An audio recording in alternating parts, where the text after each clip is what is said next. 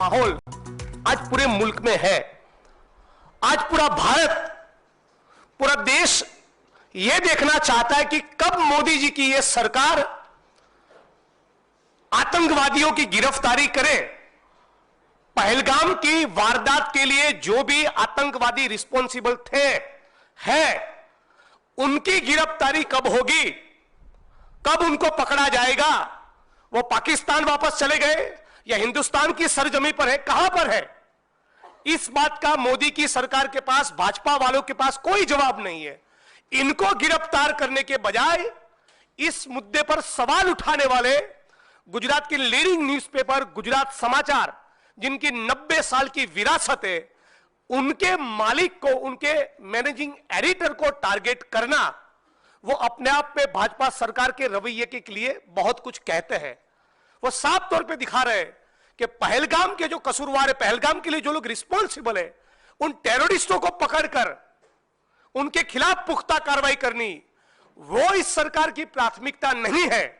उनकी प्राथमिकता यह है कि गुजरात समाचार जैसे अखबार जो लगातार पिछले 25 सालों से सत्ता को, आरएसएस को, भाजपा को, अमित शाह को, मोदी को लगातार कंसिस्टेंटली जो सवाल पूछ रहे, उनकी आवाज को कैसे बंद किया जाए। हम लोग गुजरात प्रदेश कांग्रेस समिति की ओर से, एआईसीसी की ओर से इस घटना की निंदा करते हैं, मांग करते हैं कि गुजरात की सरकार अपनी पोजीशन को स्पष्ट करे कि क्या वो कारण है कि अचानक एक दिन इतने 25 साल पुराने मामले में आपको बाहुबली शाह जी की गिरफ्तारी करनी पड़ी। कौन है जो इन बाहुबली से गुजरात में डर रहा है? क्या सवाल पूछने पे पत्रकारों को और भी गुजरात में टारगेट किया जाएगा? कुछ साल पहले प्रशांत दयाल नाम के वहां के सीनियर जर्नलिस्ट को शेडिसन के चार्जेस में उनके खिलाफ मुकदमे दर्ज किए गए। विजय रूपानी की सरकार जा रही है, ऐसा एक एजम्पशन करने पर धवल पटेल नाम के पत्रकार को राष्ट्रद्रोह का आरोपी बनाया। पिछले कुछ दिनों हमने हम सभी ने देखा, न्यूज क्लिक हो, न्यूज लॉन्ड्री हो, बीबीसी हो, दैनिक भास्कर हो, एनडीटीवी हो, बहुत से मीडिया आउटलेट्स के ऊपर मोदी की सरकार ने बार बार हमला बोला है। वो नहीं चाहते कि इस मुल्क में कोई भी कवि, लेखक, पत्रकार, बुद्धिजीवी, एनजीओ, एक्टिविस्ट, मीडिया आउटलेट और या विपक्ष का कोई भी व्यक्ति इनको तीखे सवाल पूछे। ये बात को मोदी की सरकार हेजम नहीं कर पा रही है। अभी हाल ही में मुझे किसी ने बताया कि गुजरात समाचार के खिलाफ इस बात तक का भी गुस्सा है कि पहलगाम के मुद्दे पर वो बार बार मोदी जी की सरकार को एक्सपोज कर रहे थे। 90 साल से उनका एक लंबा इतिहास रहा है। और मैं कहना चाहूंगा, इस गुजरात समाचार अखबार ने मेरे खिलाफ भी लिखा है, कांग्रेस की नीतियों के खिलाफ भी लिखा है। कांग्रेस को जब सवाल पूछना था तब सवाल पूछे, तीखे सवाल पूछे, लेकिन कांग्रेस की जब सरकारें हुई तब कांग्रेस ने कभी उनके वहां ईडी तो नहीं भेजी, कभी वहां सीबीआई तो नहीं भेजी, कभी वहां इनकम टैक्स का रेड तो नहीं करवाया, कभी मुकदमे तो दर्ज नहीं किए। और पिछले 5 से 6 साल के दौरान अनगिनत बार इनकम टैक्स और ईडी के लोगों ने बाहुबली शाह, श्रेयस शाह, गुजरात समाचार के परिवार के लोगों को बहुत से सवाल पूछे, बहुत से इंट्रोगेशन हुए, लेकिन कभी गिरफ्तारी नहीं हुई। पहलगाम के मुद्दे पर गुजरात समाचार ने अपनी धार को और भी तेज कर दिया, और भी तीखे सवाल पूछना चालू किया। क्यों आज भी इन आतंकवादियों की गिरफ्तारी नहीं हो रही? क्या यही सवाल पूछने पर गुजरात समाचार को टारगेट किया जा रहा है? यह सवाल मैं मोदी जी और भाजपा की सरकार को पूछना चाहता हूं। आज गुजरात के अंदर आप किसी को भी पूछिए, 2002 के दंगे हो, फर्जी मुठभेड़ हो, भाजपा के विधायक, सांसद, मंत्रियों के स्कैम्स हो, कॉर्पोरेट हाउसेस को, पूंजीपतियों को, उद्योगपतियों को बड़े बड़े मासिव लैंड पार्सल्स औने पौने दाम पर दे देने की बात हो, गौचरों की लूट हो, जमीन और संसाधन की लूट हो, कैपिटलिस्ट ग्रीड को एंटरटेन करने की बात हो, इन सभी सवालों को गुजरात समाचार ने बड़ी शिद्दत से उठाया है, सालों साल उठाया है, दशकों से उठाया है। लेकिन 25 साल से जिस प्रकार से वो मोदी, अमित शाह और भाजपा के खिलाफ लिख रहे थे, उसका वेंडेटा आज उन्होंने निकाला है। ये प्रतिशोध है। ये मोदी जी, अमित शाह गुजरात की भाजपा और भाजपा सरकार की यह प्रतिशोध की नीति है, जिनके कारण 73 साल के बीमार, जिनको मल्टीपल एक से ज्यादा बीमारियां हैं, जिनकी तबीयत, जिनका स्वास्थ्य ठीक नहीं, उन बाहुबली शाह की गिरफ्तारी हुई। आज से 20-22 दिन पहले उनके परिवार की मोहतरमा स्मृति शाह, उनकी मृत्यु हुई, उनका निधन हुआ। उन दौरान भी ईडी उनको लगातार नोटिस देती रही, उन दौरान भी इनकम टैक्स के लोग उनको परेशान करते रहे। अभी हाल में जो गिरफ्तारी, उसके दौरान 35-40 घंटों तक लगातार उनकी पूछताछ की है।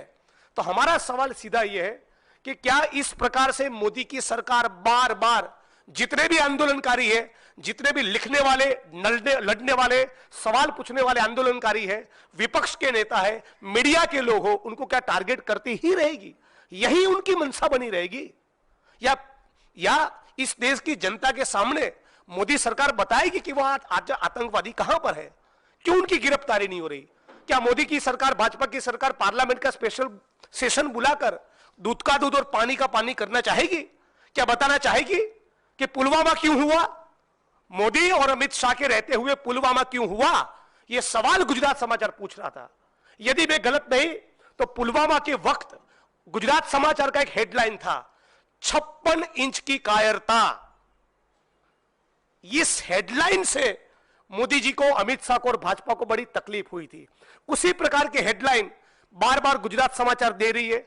बार बार भाजपा के विधायक, सांसद, मंत्री उनको एक्सपोज कर रही है और इन्हीं के कारण इनको गिरफ्तार किया गया, उनको टारगेट किया गया।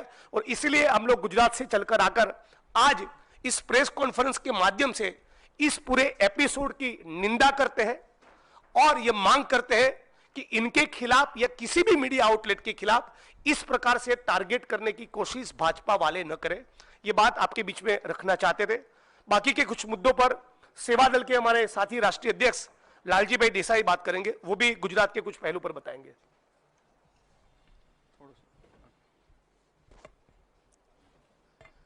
नमस्कार साथियों, भाई जिग्नेश ने गुजरात के वर्तमान परिस्थिति के बारे में पूरी बात को रखा। सबसे पहले तो सवाल ये होता है कि ये बात करते थे टेररिस्ट को पकड़ने की और जर्नलिस्ट को पकड़ने लगे हैं। खत्म करना था टेररिज्म और अब खत्म कर रहे हैं जर्नलिज्म। ये देश का एक ऐसी आवाज कि जब कोई भी पार्टी हो, राजनीतिक पार्टी हो, हमारे देश के अर्थ सत्ता यानी कि बाजार की सत्ता हो, समाज की, धर्म की या राज्य की सत्ता, जब वो अपने सत्ता के नशे में चकनाचूर हो जाए तो उसको सवाल पूछने का और समाज का आईने के रूप में अगर कोई खड़ा होता है तो वो हमारा मीडिया है। हम उस मीडिया की ताकत को इस देश में खत्म कर कर जनता की दबी हुई आवाज को कुचलने का एक जो प्रयास आज हमारे देश में हो रहा है, जो प्रयोग हो रहा है, उसके खिलाफ आज हम यहां पर अपनी आवाज और कांग्रेस पार्टी की ओर से रखना चाहते हैं। कभी कुणाल कामरा एक गीत के माध्यम से आवाज अपनी रखता है, कहीं नेहा सिंह रखती है बात को, या कहीं गौरी लंकेश कहीं बात रखते हैं। तो हर जगह पे आप देखिए हो क्या रहा है। या जैसे गौरी लंकेश का मर्डर होना, वो उस बात का मैसेजिंग था कि आप आवाज उठाओगे तो मारे जाओगे, आप आवाज उठाओगे तो आपको बेघर होना पड़ेगा। गुजरात में एक हमारा कलीम करके एक पत्रकार है, उसने आवाज उठाई तो उसके ऊपर केस हो गया। जिग्नेश ने जब आवाज उठाई मीडिया के माध्यम से, सोशल मीडिया के माध्यम से, तो आसाम में उसके पर एफआईआर हो जाती है। हमारा हर व्यक्ति, जैसे गुजरात समाचार, मैं आज इसकी बात यहां करना चाहता हूं, भाई जिग्नेश ने भी कहा कि कई बार कांग्रेस के खिलाफ भी उन्होंने लिखा है, पर इस प्रकार की बदले की भावना से कांग्रेस ने कभी काम नहीं किया। आप सब जानते हैं कि जिस प्रकार से गुजरात समाचार के 2-2.5 दशक पुराने मनी लॉन्ड्रिंग के केस में, तो भाई आप जब सीएम थे गुजरात के, आप जब गुजरात का पूरा राज्य आपके पास तब भी था, आज भी था, तो ये कैसे हो रहा था? तब आप क्या कर रहे थे? तब आपने नहीं, पर जब आपको लगा कि अब आपके सत्ता को सवाल उठाकर ये पूछ रहे हैं कि पुलवामा हो या पहलगांव हो, हर जगह पे ये आप क्या कर रहे हो? आप वहां पर सामूहिक बलात्कार के घटना के बिल्किस बानो वाले केस में जो दोषी, जिसको कोर्ट ने माना था, वो दोषियों को जमानत मिलने पर या उनको सरकारी मदद से रिहा करवाकर आप उनका जो स्वागत का ढिंढोरा पीट रहे हो और उसके खिलाफ जब कोई आवाज उठाएगा तो उस आवाज को आप कुचल दोगे। गुजरात में हो क्या रहा है? 45% बच्चे कुपोषित है, उसकी आवाज उठाओगे? या जिनके घर गिर रहे हैं उनके बारे में आवाज उठाओगे? या किसानों की जमीन के बारे में आवाज उठाओगे? तो आपको देशद्रोही के नाम पर आप पर एफआईआर होगी और आपको तुरंत ही वो लड़ाई लड़ना मुश्किल होगा। गुजरात एक ऐसा राज्य है जहां पे 365 दिन 144 लगी रहती है, जो पुरानी जो 144 धारा हम लोग कहते थे, ताकि आप कोई भी आंदोलन ना कर सको। हर जगह पे जब आंदोलन करना हो तो वो आंदोलन से पहले वहां पर 144 लगी हुई है, तो कोई भी आपको परमिशन वहां पर नहीं मिलेगा।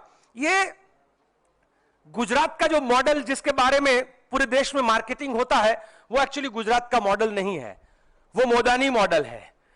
मोदी, अडानी और अंबानी जब मिलकर लूटते हैं तो उसको हम मोदानी मॉडल कहते हैं। और वो मोदानी मॉडल है क्या कि भाई मुंबई का एयरपोर्ट चाहिए तो पहले ईडी का, सीबीआई का, आईटी का, आपके जो साथी संस्थान जिनको आपने अपने पालतू प्रकार के बना दिए हैं, पहले उनको भेजो, दबाव डालेंगे, वो दबाव में आएंगे, वो एयरपोर्ट उनके मित्र का हो जाएगा, वो पोर्ट उनके मित्र का हो जाएगा। गुजरात में कहीं जमीन हथियाना है, वो जामनगर जिले में या कच्छ में, तो बाकी लोगों को दबाओ, कुचलो अपने आप। आपने फिर थोड़े दिन पहले ही देखा होगा, हमारे देश के प्रधानमंत्री है वनतारा करके एक फॉरेस्ट इलाके में गए थे शेरों के साथ। वो बीच में बड़ा ग्लास था, जो ग्लास अनब्रेकेबल ग्लास था, उसके साथ वो शेर से खेल रहे थे। सवाल तो ये होना चाहिए कि इस प्रकार के जो कुदरती व्यवस्था को खत्म करने के खिलाफ एक प्रधानमंत्री को आवाज उठाना चाहिए। वहीं प्रधानमंत्री जाके उसका प्रमोशन कर रहे हैं, ये सबसे बड़ा, ये हमारे लिए चिंता का विषय है। वहां पर एससी, एसटी और ओबीसी के स्टूडेंट्स को पढ़ने से लेकर वहां पे मेरिट में आने का जब होगा तो ओरल के नाम पर एक पूरी की पूरी साजिश के तहत एससी और एसटी, ओबीसी के लड़का लड़कियों को डीमेरिट कर दिया जाएगा और उसकी आवाज कोई उठाएगा तो उस पत्रकार के खिलाफ वहां पर जो है वो तुरंत एक्शन होगा, ना कि इस प्रकार का काम करने वाले। तो ये जिसको लोग गुजरात मॉडल के नाम पर बेच रहे हैं, वो एक्चुअली देखा जाए तो एक जातिवादी,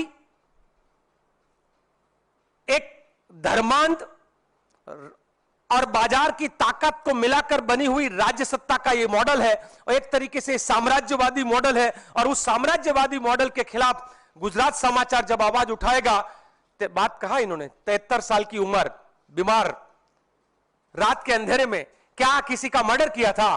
क्या किसी की जमीन को लूट लिया था? क्या किसी के घर पर वहां पे डाका डाला था? बुलडोजर तो आप रात के अंधेरे में भेजते हो और गरीबों के आसियाने गिराते हो, उन पर कोई एक्शन नहीं होता है। आप जब लोगों को थान करके जगह 3-3 दलितों का मर्डर करने वाले को गिरफ्तार नहीं करते हो, आप अपने एमएलए जिसको कोर्ट ने दोषी माना है उसको आप गिरफ्तार नहीं करते हो बलात्कार के केस में, आप अपने मंत्री के बेटे जो हजारों करोड़ का भ्रष्टाचार करते हैं तो वहां पर तो सीबीआई या ईडी वहां पर तो नहीं जाता है, आप अपना सांसद जिसने सबसे ज्यादा खनन माफिया किया वहां पर तो आपका ईडी या सीबीआई नहीं जाता है। तो ये जर्नलिज्म पर आप अटैक क्यों कर रहे हैं, ये सबसे बड़ा आज के गुजरात के मॉडल का सवाल है। मैं मेरी बात को खत्म करते हुए इतना ही कहूंगा कि जिस प्रकार से गुजरात के अंदर मीडिया की आवाज को, एक्टिविज्म की आवाज को और जनता की आवाज को दबाकर आप सबके सामने जो गुजरात मॉडल दिखाया जा रहा है वो मोदानी मॉडल है, वो गांधी और सरदार का गुजरात का मॉडल नहीं है। धन्यवाद साथियों।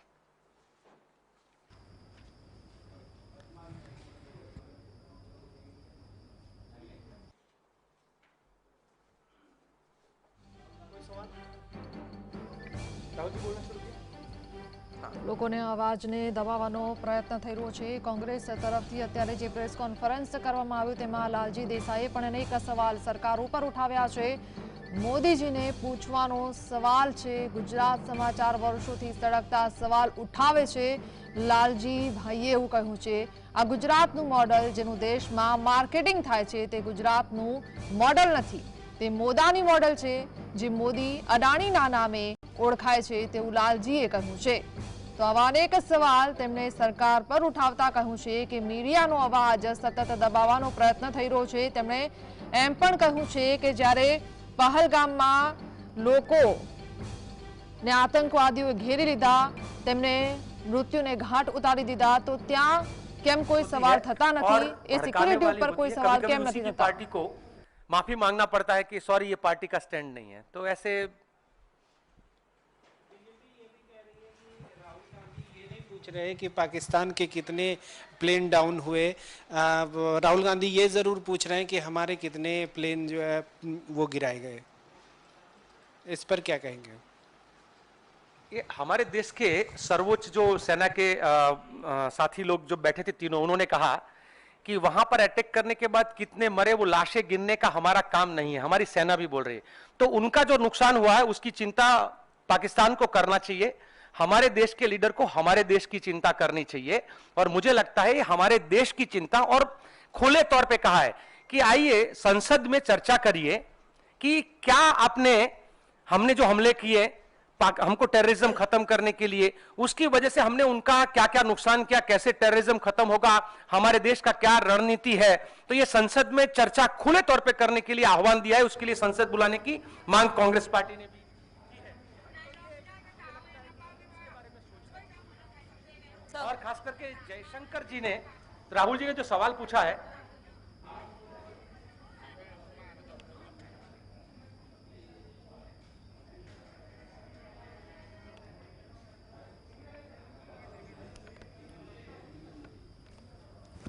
તો કોંગ્રેસ તરફથી જે પ્રેસ કોન્ફરન્સ કરવામાં આવી તેમાં સરકાર ઉપર અનેક સવાલ કરવામાં આવ્યા છે, અને સાથે જ પહલગામમાં જે ઘટના બની હતી એ ઘટનાને સૌ કોઈએ વખોડી છે, કારણ કે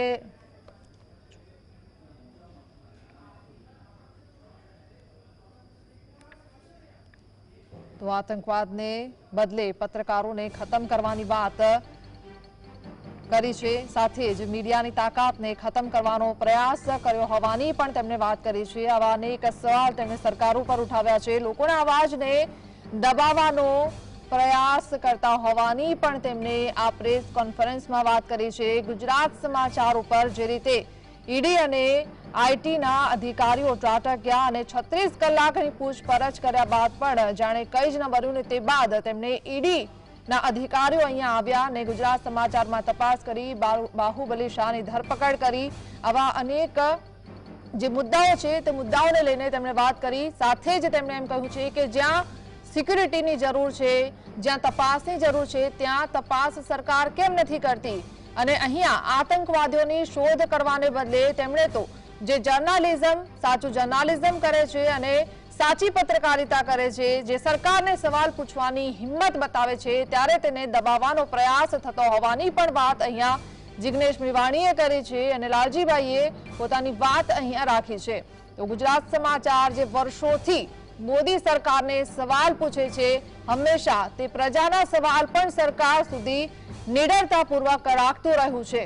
અમે કોંગ્રેસ તરફથી સવાલ પૂછીએ છીએ કે મોદી સરકાર કોણ છે જે સવાલ પૂછવા પર પત્રકારને ટાર્ગેટ કરાશે, તેવું જિગ્નેશ મેવાણીએ કહ્યું છે। પત્રકારોને મોદી સરકાર પર ટાર્ગેટ કરવાનો હુમલો હોવાની પણ વાત જિગ્નેશ મેવાણીએ કરી છે। લેખક, પત્રકાર, બુદ્ધિજીવીને કોઈ મોદી સરકારને તીખા સવાલ પૂછે તે માફક આવતું નથી, તેવું પણ તેમણે કહ્યું છે। ગુજરાત સમાચારનો છેલ્લા 90 વર્ષોથી ઇતિહાસ રહેલો છે। જિગ્નેશ મેવાણીએ એમ પણ કહ્યું છે કે ગુજરાત સમાચાર માત્ર ભાજપ કે મોદીને સવાલ નથી પૂછતા, પરંતુ જ્યારે કોંગ્રેસની સરકાર હતી ત્યારે કોંગ્રેસને પણ તેમણે નિડરતાપૂર્વક સવાલ કર્યા છે, કારણ કે હંમેશા ગુજરાત સમાચાર જીએસટીવી પ્રજાના પ્રશ્નોને ઉઠાવતું રહ્યું છે, પ્રજાના પ્રશ્નો સરકાર સમક્ષ રાખતું રહ્યું છે।